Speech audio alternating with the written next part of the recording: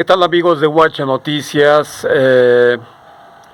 1972 marca mucha historia en México en cuanto al surgimiento de movimientos sociales y en cuanto a el intento de reivindicación del gobierno ante la sociedad luego de la represión de 1968.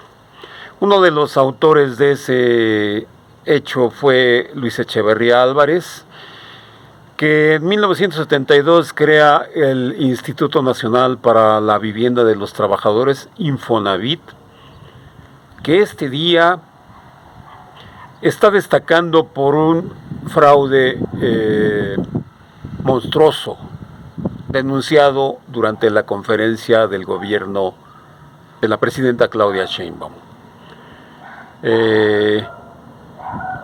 El Infonavit cumplió su función, la función por la cual fue creada por Luis Echeverría Álvarez hasta del 72 al 87, de acuerdo con la denuncia,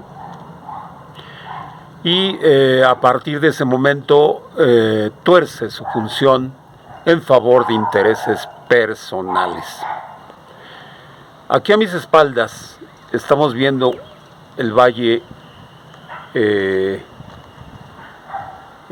de parte de Coacalco, parte de Tultitlán, que está lleno de viviendas construidas por el Infonavit aquí en el Estado de México, que dicho sea de paso, los priistas del gobierno del Estado de México dominaron el Infonavit desde 1995 y construyeron vivienda, pero ya no de interés social, que no beneficiaba a los trabajadores, sino una vivienda que de acuerdo con el sistema de pagos era impagable precisamente para los trabajadores, como fue denunciado hoy durante la conferencia de la presidenta.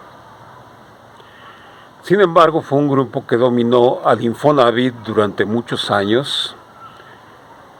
Luego llegaron los panistas, Vicente Fox, Felipe Calderón, y luego regresó a manos de priistas como Alejandro Murat y David Penchina, con Peña Nieto. Bueno, y fueron miles de viviendas las que se construyeron aquí en el Estado de México, y estos directores a partir del 87, a partir del 95, digámoslo más concretamente, se apoderaron del Infonavit. Los gobernadores o los gobiernos del PRI emanados del Estado de México, y construyeron millones de casas en estas zonas del Estado de México. Compraban seguramente los terrenos a bajo costo y hacían vivienda impagable, con intereses impagables y cometiendo fraudes, como hoy fue denunciado.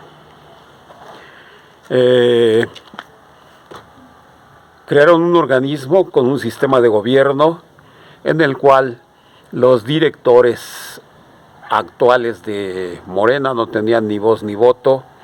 Todo lo dominaban los sindicatos como la CTM y los empresarios, y se autopagaban millonarias sumas como sueldos, muchas veces sin hacer nada más que avalando los fraudes, en detrimento de los recursos aportados por millones de trabajadores. La cloaca fue destapada este día, y de verdad es escandaloso el asunto. Es escandaloso y da coraje, porque aparte de pagarse millonarias sumas, pues no velaban por los intereses de los trabajadores. Voy a transmitir este asunto completo,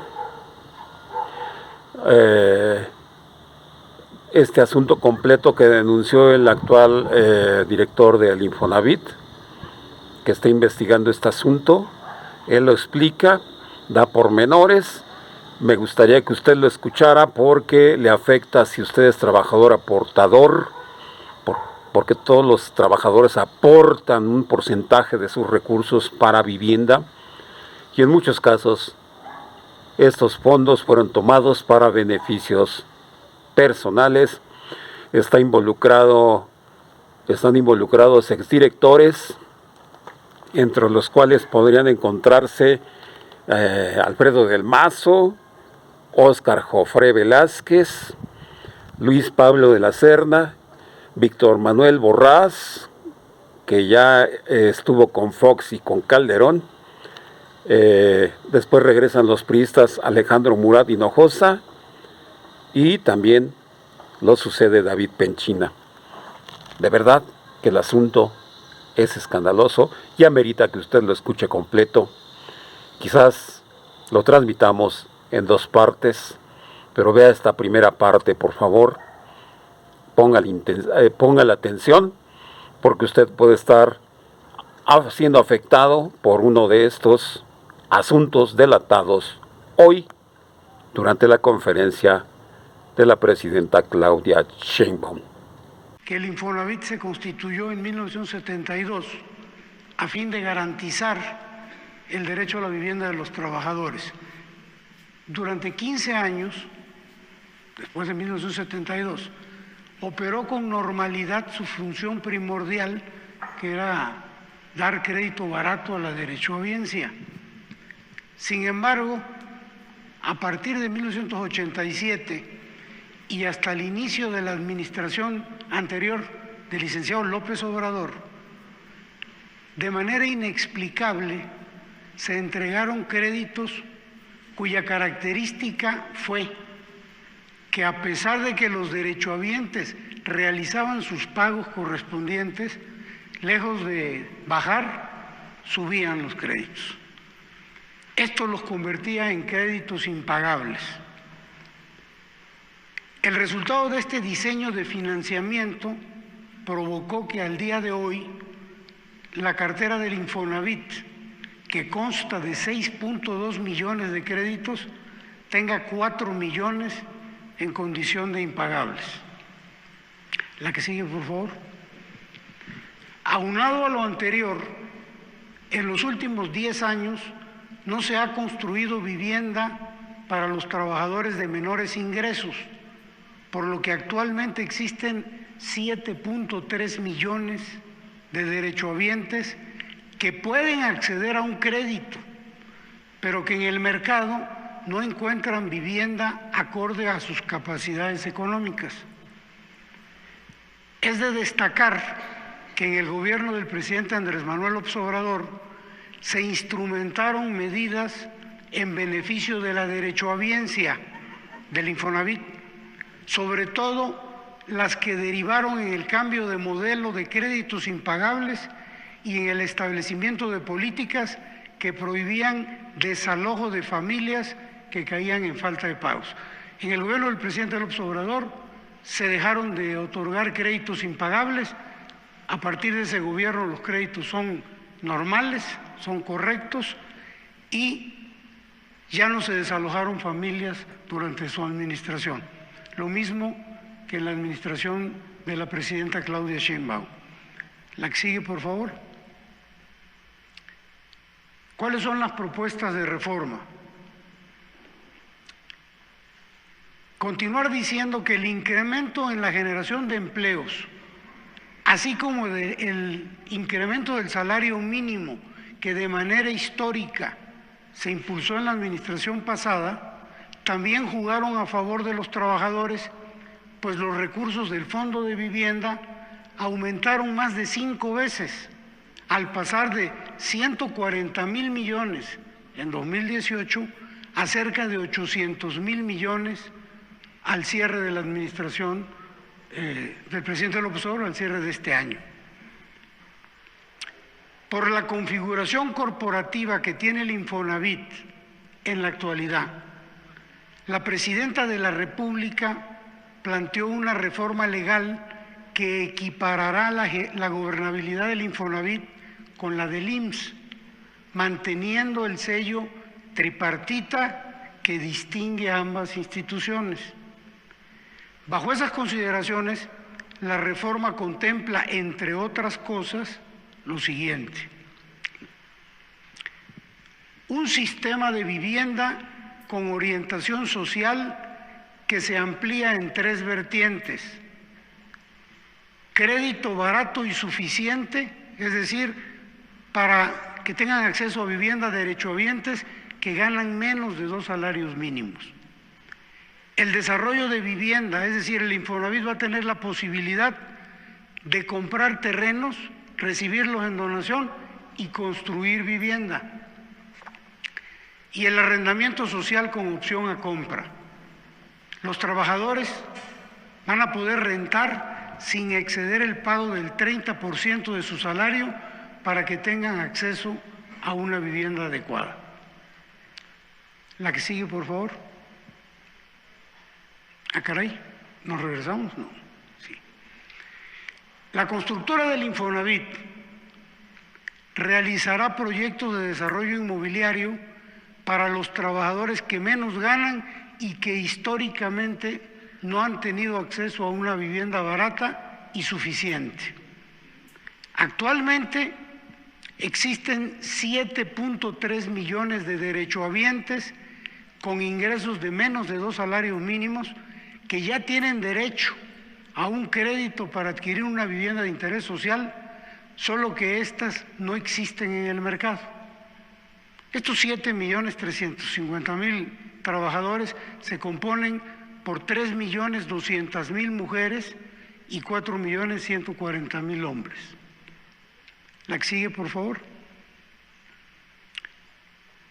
La empresa constructora de vivienda se hace indispensable por lo siguiente: durante los últimos 10 años se ha reducido notablemente la construcción de vivienda en general, particularmente la de interés social, con un valor promedio de 550,000 pesos. Aquí podemos observar en esta gráfica las construcciones de vivienda totales año por año que están registradas en el Registro Único de Vivienda, y el color rojo indica la vivienda de interés social. Vemos que en el 2016 se construyeron 264,000 viviendas, de las cuales la mitad, un poquito más de la mitad, eran de interés social. Pero vamos viendo que conforme avanzan los años, de 51% de vivienda de interés social pasó a 46, a 43, a 34, a 28, y este año, al cierre de agosto, 15%. Es decir, de 81,000 viviendas totales que se han construido hasta agosto de este año, hay que actualizar esta cifra al cierre, 12,000 son para interés social. Ya habíamos visto anteriormente que hay 7.300.000 personas que tienen derecho a este tipo de viviendas. No hay en el mercado. La que sigue, por favor. ¿Cuáles son los principales beneficios de esta constructora? Que se va a reducir el tiempo y el costo de producción de vivienda mediante la compra consolidada de los principales materiales de construcción. Se le va a dar prioridad a la mano de obra en los estados para la construcción de viviendas a través de la subcontratación de empresas locales con gente de las entidades, de los gobiernos, de los estados, coadyuvando al crecimiento regional y por ende a la economía nacional. Y las viviendas, y esto es muy importante porque fue una de las instrucciones muy precisas que dio la presidenta, van a estar ubicadas en los centros de desarrollo urbano y contarán con todos los servicios: agua, electricidad, transporte, luz, educación, con todo. No van a ser viviendas a 20 kilómetros de los centros de trabajo y lejanos a los servicios. Van a estar dentro de los centros urbanos o en las periferias de las ciudades. La que sigue, por favor. Aquí establecemos una comparación actual. Esto es lo que hoy hace diferencia entre el Instituto Mexicano del Seguro Social y el Infonavit en cuanto a sus órganos de gobierno. El Instituto Mexicano del Seguro Social tiene una asamblea general que la preside el director general. Tiene un consejo, esta asamblea está conformada por 10 integrantes del gobierno, 10 del sector de los trabajadores y 10 del sector empresarial. Es tripartita. Un consejo técnico, 12 miembros, 4 del sector de los trabajadores, 4 del sector gobierno, 4 del sector empresarial, tripartita. Y aquí el director general es miembro del Consejo Técnico, lo preside, y de la Asamblea General. Hay una sola dirección general. ¿Qué ocurre en el Infonavit? Hay una Asamblea General con 45 miembros, 15, 15 y 15, tripartita. Hay un Consejo de Administración que se equipara con el Consejo Técnico con 15 miembros, 5, 5 y 5. Pero el director general no es miembro ni del Consejo de Administración ni de la Asamblea General. Y adicionalmente en el Infonavit hay 3 directores generales o 3 direcciones generales. La del Infonavit, que es la que opera, y la dirección sectorial y empresarial y la dirección sectorial de trabajadores. Estas 2 no tienen funciones sustantivas ni tienen responsabilidad. La que sigue, por favor. ¿Qué es lo que se está planteando en la reforma?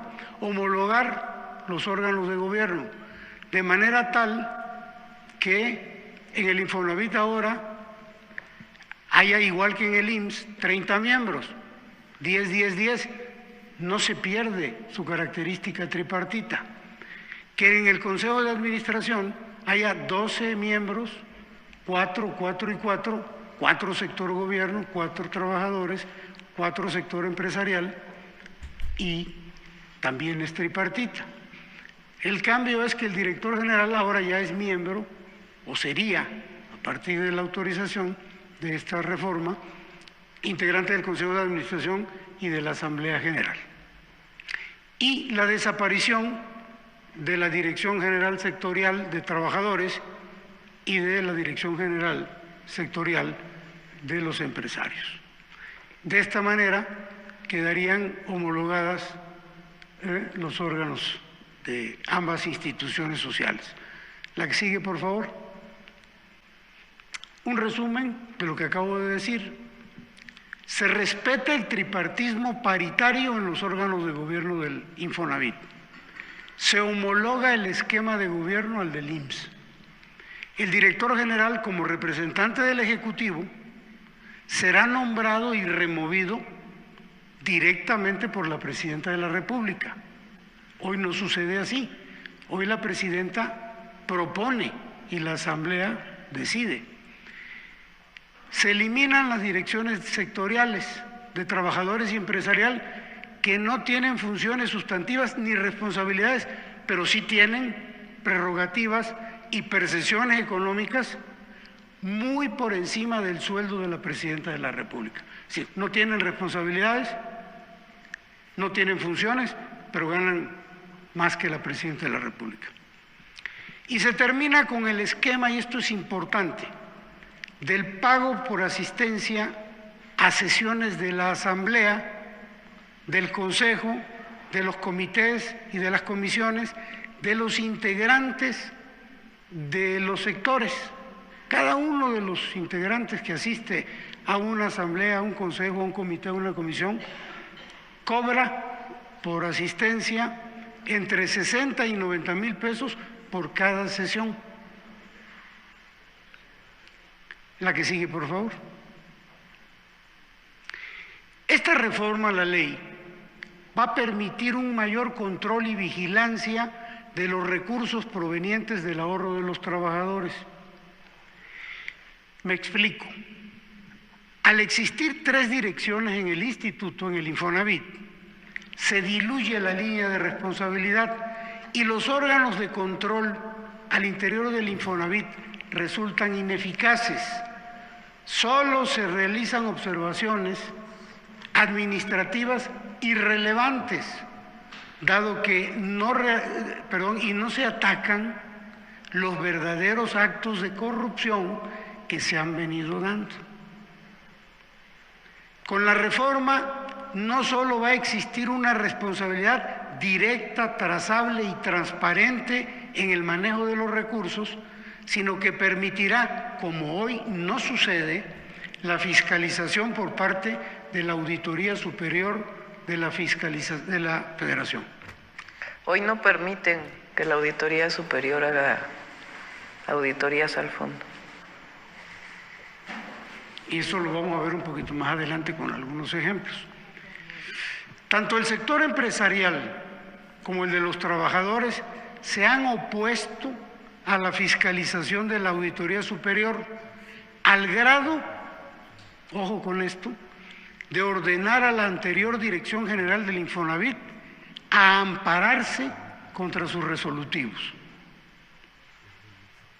La que sigue, por favor. Estas modificaciones al marco normativo del Infonavit van a evitar que se vuelvan a presentar casos de corrupción como los que les vamos a presentar a continuación. Caso Telra Realty. Esta es una empresa.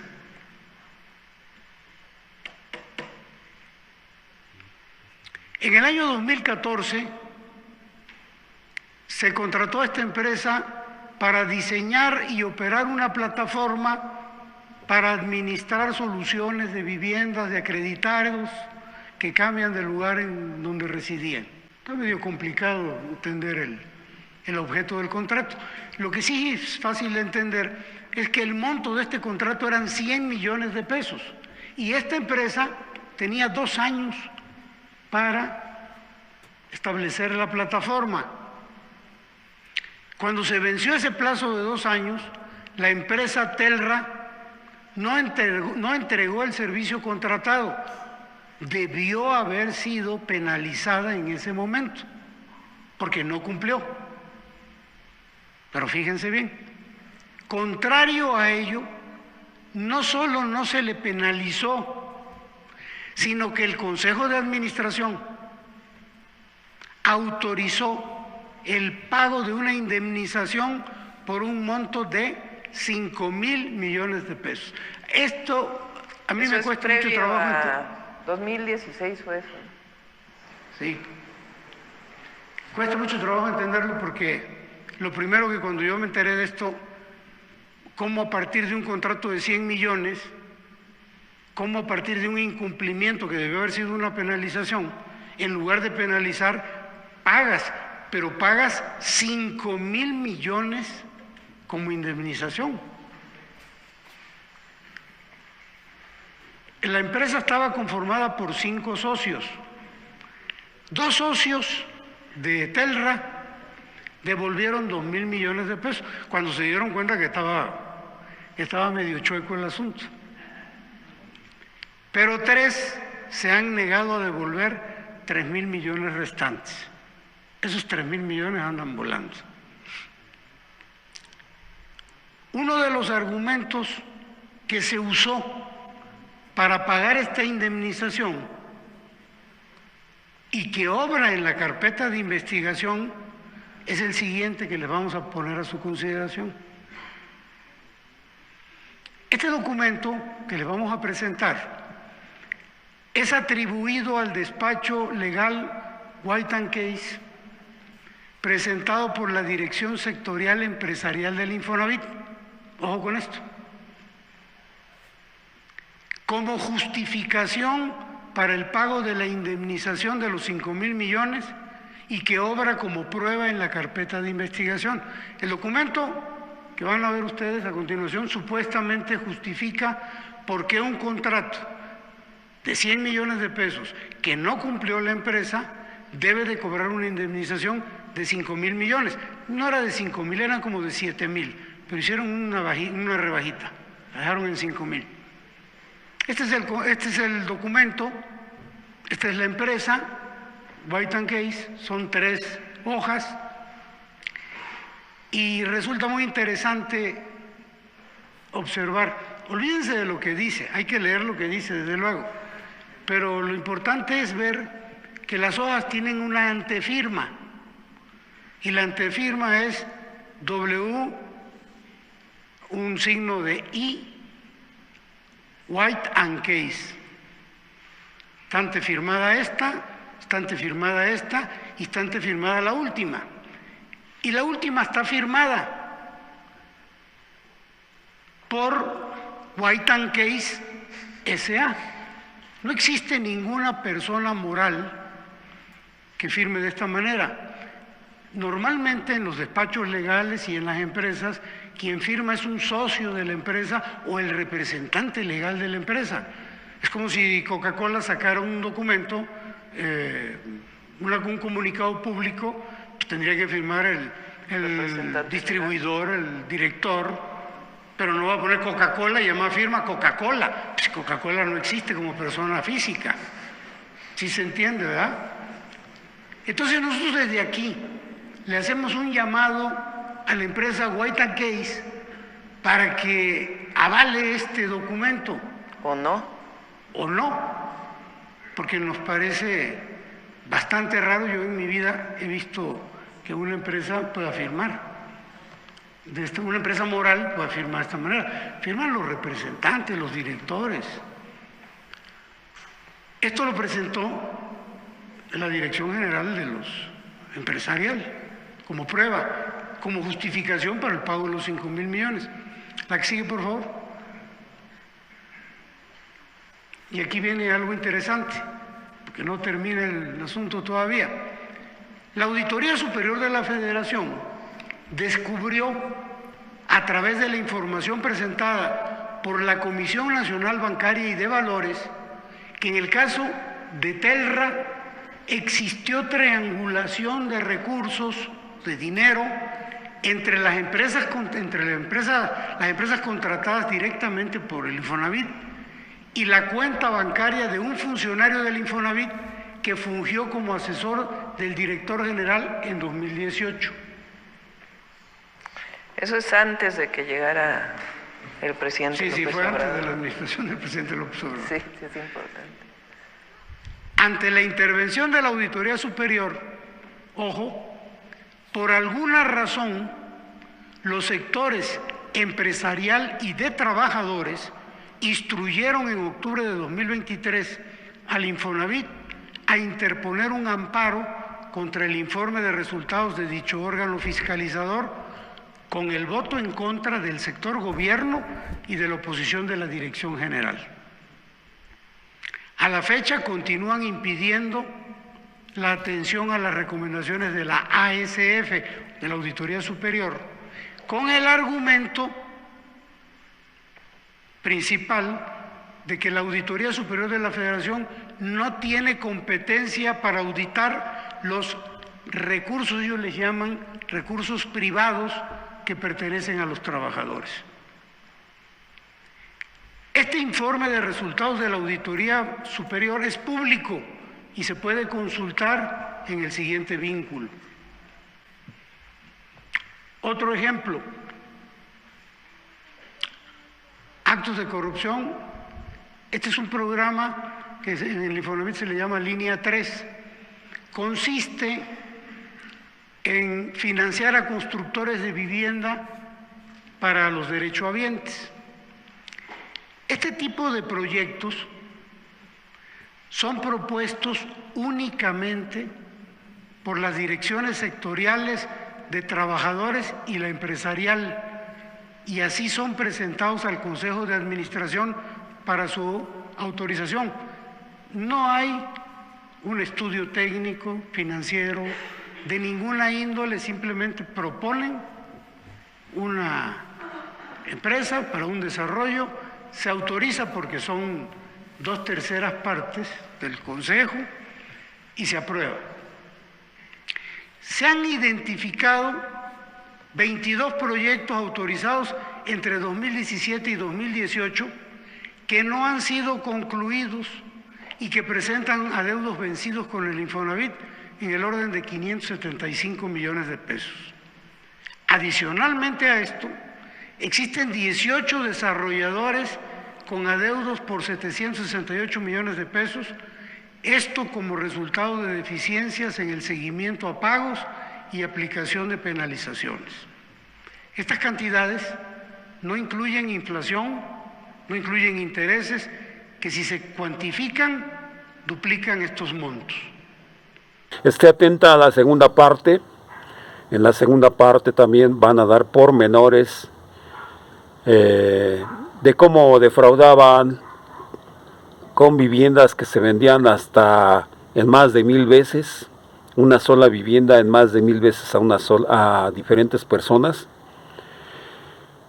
y cómo tomaban fondos, le vendían por anticipado o le cobraban por anticipado viviendas que supuestamente se iban a construir a futuro a los trabajadores sin que les fueran entregadas, y actualmente los trabajadores padecen esas deudas impagables que ahora el gobierno de la presidenta Sheinbaum y del presidente Andrés Manuel López Obrador han intentado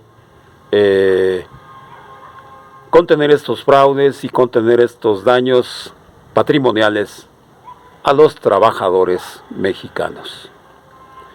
Esto es todo en UH Noticias por el momento. Síganos en la segunda parte. Muchísimas gracias por su atención y nos vemos en la siguiente emisión.